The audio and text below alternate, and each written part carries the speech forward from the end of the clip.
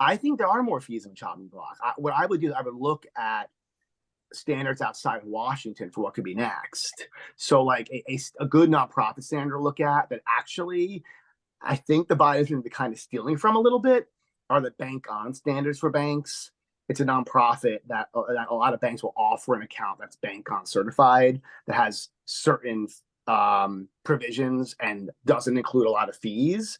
So shockingly, bank on standards say no overdraft, no NSF. So we've seen those, of course. They also call for no monthly fees, no fees for account activation, no fees for bill pay. So these aren't like the biggest fees, but they are around. So think about something in those nature.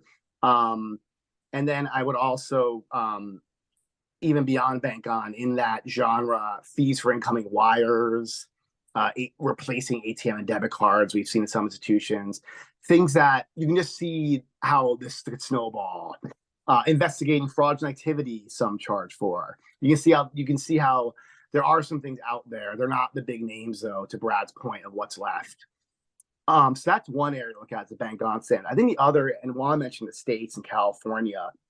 He mentioned one law, which is a little like the FTC law, right? Like the California law is kind of it's a bit of a process law that says, don't charge a bunch. Do your total cost. Don't have what they call drip fees, where you start adding a hotel fee and the other surcharge at the end. But there are other laws in California. Actually, California just passed also a small business protection law, which is less process like FTC and more substance, like what the CFPB is doing. And it basically says, hey, we don't want to see any redundant fees at all. So if you're charging an underwriting fee, fine. But we better not see a origination fee or a diligence fee also, because like that's the same thing.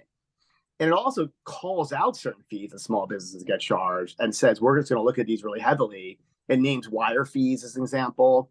That's kind of why I mentioned incoming wires earlier as a potential area. It also mentions fees to place liens on your property if you're getting a loan that's on a lien. So kind of the states are going to show us a lot in addition to these nonprofit standards.